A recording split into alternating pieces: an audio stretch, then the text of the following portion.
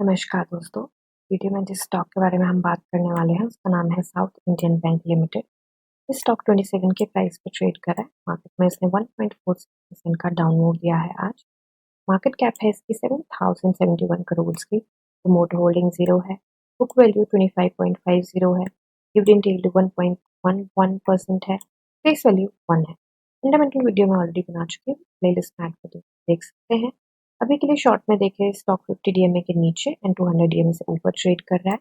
P ratio की बात करें तो मीडियन से अभी नीचे ही है, तो ये एक प्लस पॉइंट है हमारे लिए। सेल्स एंड मार्जिन की बात करें, ग्रॉस प्रॉफिट मार्जिन बिल्कुल इंटैक्ट है and sales quarter on quarter increase. तो बेसिकली ये फाइनेंस का स्टॉक है, तो बैंक है तो रेवेन्यू इंक्रीज हुआ है। जल्दी से एक बार इसके स्टॉक पे क्वार्टर रिजल्ट पे एक बार नज़र मार लेते हैं। तो क्वार्टर रिजल्ट ना कुछ यहाँ पे खास नंबर्स नहीं दिखाई देते क्वार्टर ऑन क्वार्टर, और उसका रीज़न ये था कि यहाँ पे अदर इनकम सेम नहीं है। पिछली बार 450 के करीब अदर इनकम थी, इस बार 350 के करीब अदर इनकम है। तो उसमें काफ़ी ज़्यादा डिफरेंस यहाँ पे देखने को मिला है। अगर उस चीज़ को हम यहाँ से हटा दें, तो ये हमारा रिजल्ट काफ़ी अच्छा आया हुआ है उस तरीके से। तो ये क्वार्टर ऑन क्वार्टर वैसे नंबर्स देखें तो इतना कुछ खास नहीं है। एंड अर्निंग पर शेयर की बात करें तो अर्निंग पर शेयर भी छोटी सी डिक्रीज हुई दिखाई दी है हमें। एंड ईयर ऑन ईयर की बात करें तो हमारा काफ़ी अच्छा रिजल्ट नंबर्स दिखा रहे हैं। बट अगर अदर इनकम की बात करें तो ये अदर इनकम की वजह से ही अच्छा है, otherwise year on year result अच्छा नहीं है। तो ये अदर इनकम ना बहुत बहुत बड़ी बात होती है। एंड अदर इनकम तो है ही है, ऊपर से डेप्रिसिएशन भी नहीं डली है इस मंथ में, तो वो भी एक चीज़ है। एंड बाकी ये जो मार्जिन होता है, फाइनेंसिंग मार्जिन, वो भी 0% है।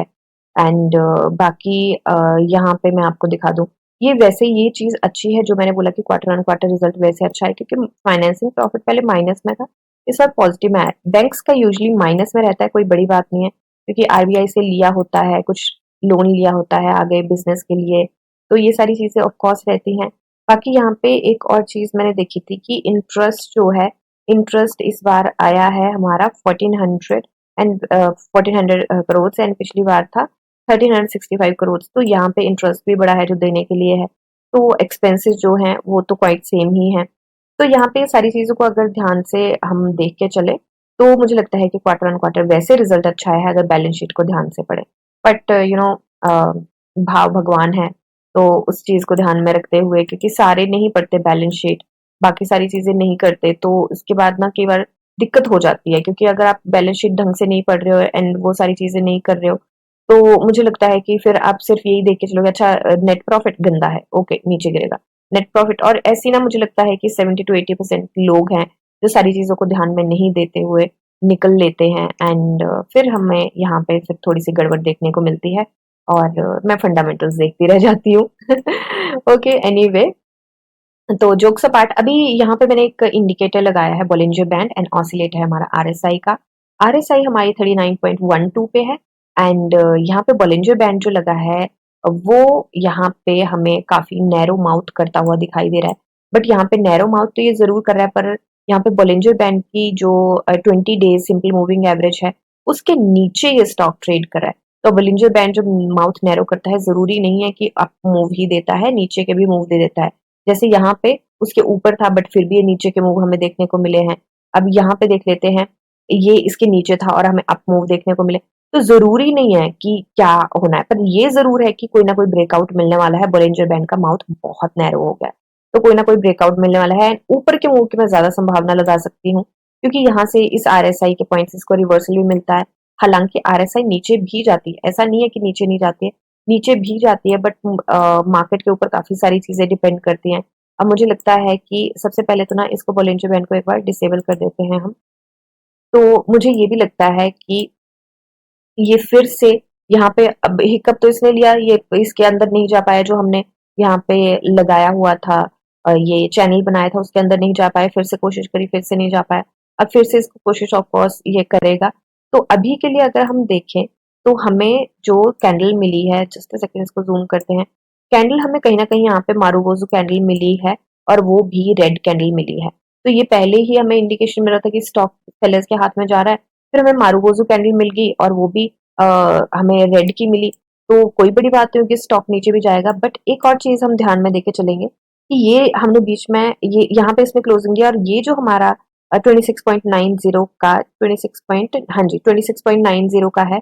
ये हमारा रिवर्सल पॉइंट पे है, यहाँ पे रिवर्सल मिला, ये रिवर्सल मिला, ये रिवर्सल मिला, यहाँ पे चलो स्टॉक थोड़ा नीचे चला गया था, फिर हो सकता है हमें यहाँ से रिवर्सल भी मिले और RSI हमारी उसी पॉइंट पे है कहीं ना कहीं जहां से हमें रिवर्सल मिलता है। यहाँ पे भी RSI उसी पॉइंट के आसपास थी, यहाँ पे भी RSI उसी पॉइंट पे थी जहां से हमें रिवर्सल मिला, यहाँ पे RSI थोड़ी सी ऊपर थी उसके बाद नीचे गई थी, तो कहीं ना कहीं इस पॉइंट से हमें रिवर्सल भी मिलता है, तो ये भी चीज ध्यान में रखने वाली होगी। वैसे तो इस पे ट्रेडिंग व्यू का भी सेल का ही है, बट मुझे लगता है कि यहाँ से रिवर्सल भी मिल सकता है। हालांकि मारुवोज़ू कैंडल मिली है पर कितना गिरेगा, मतलब कितना ही गिर जाएगा, और ये पहले बहुत गिर चुका है, तो मुझे लगता है कि यहाँ से रिवर्सल मिलने की संभावना है हमें। बाकी मार्केट के ऊपर काफी चीजें डिपेंड करती हैं, ऊपर से इलेक्शंस वाला महीना है एंड एग्जिट पोल्स आएंगे, मार्केट में बड़े सारे इमोशंस रहेंगे, तो वो सारी चीजों को जरूर ध्यान में रख के चले। आज वॉल्यूम की बात करें तो वॉल्यूम आज आए हैं 18.79 मिलियन का, 19 मिलियन का, कल आया था 21 मिलियन का, तो वॉल्यूम ना थोड़ा थोड़ा कम होता जा रहा है। बट टेंशन की बात है ये मारुवोज़ू कैंडी, क्योंकि यहाँ पे बायर्स एक्टिवेट ही नहीं हुए।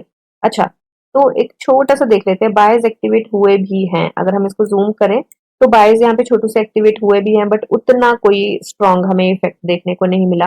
तो हो सकता है कि ये हमारा रिवर्सल पॉइंट बने 26.90 का, 27 का रिवर्सल पॉइंट मिले। आज इसने लो जो लगाया है वो लगाया है 27 का ही लो लगाया है, तो 27 का ही लो लगा के ये गया है, तो मुझे लगता है हो सकता है, क्योंकि देखा जाए तो ये भी कैंडल इसकी ओपनिंग रही है यहाँ पे, जहां से इसने क्लोजिंग, आज इसने रिवर्सल लिया है, ये इसकी ओपनिंग रही है, राइट। और किसी कैंडल का देख लेते हैं पुराना अगर है तो यहाँ पे और कोई कैंडल नहीं है जिसका यहाँ पे एस्टिमेट हम लगाएं, कुछ एनालाइज करें, तो यही रही है हमारी, जो इसका ओपन था ग्रीन कैंडल का 19 अप्रैल की कैंडल का, वहीं से इसने ओपन देख भी लेते हैं कितना है, 27 का ही ओपन है एंड 27 से ही ये लेके गया है, तो हो सकता है कि यहाँ पे हमें छोटा सा रिवर्सल देखने को मिले, बट फिर भी वॉल्यूम एंड मार्केट कंडीशन सारी चीजों को ध्यान में रख के ही चले।